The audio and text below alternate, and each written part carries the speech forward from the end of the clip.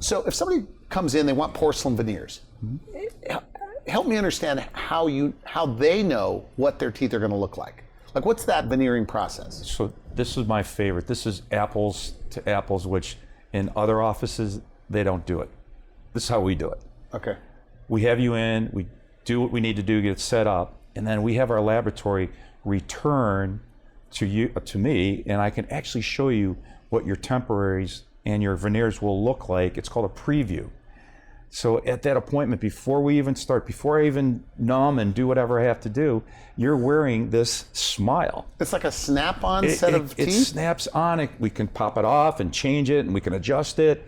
And that's the beauty of it. In other practices, they don't do that. You just go in, they grind your teeth down, and then they make your temporaries based off the same teeth, because they took a mold before, and they're just reproducing what you had, and then you have to wait for the laboratory to finish it.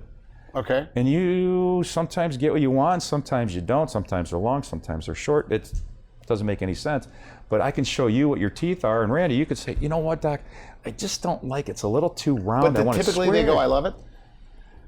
Well, yeah, knock on wood, so far we've had a good track record with it because we do what's called smile design. We base everything off of what we see in the face, photos, molds, everything.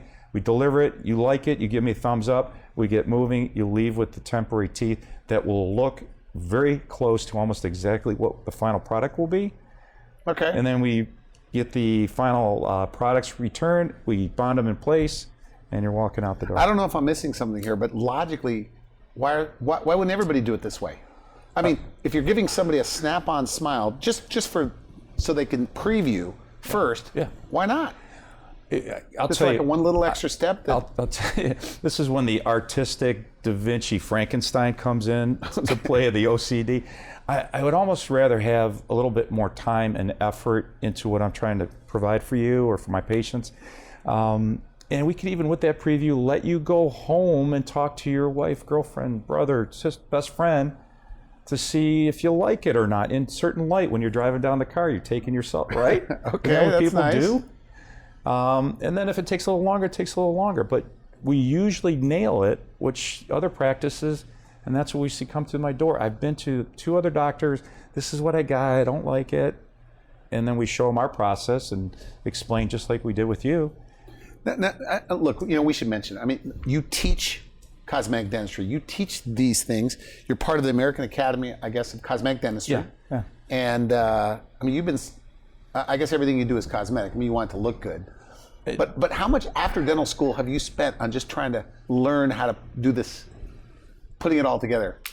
So 33 years of dental practice and 33 years of doing more in the way of education. Is there that much to it? Oh my goodness, yeah. So I don't do anything that I did, what I was taught in dental school. There's not one thing. Okay. No, there's not one thing. Now with the new technologies, it's always an evolution that just to keep up, and because I teach, I learn probably more from what I'm telling somebody because they ask me the question, then I actually have to think about it versus those docs that just go out and practice, which is fine. There's no judgment there, but I am that person that just wants to evolve and make sure that when I am done, I rest my head and say, this is the way it should be, and I'm proud of what I do, and I will celebrate the smiles that we have created.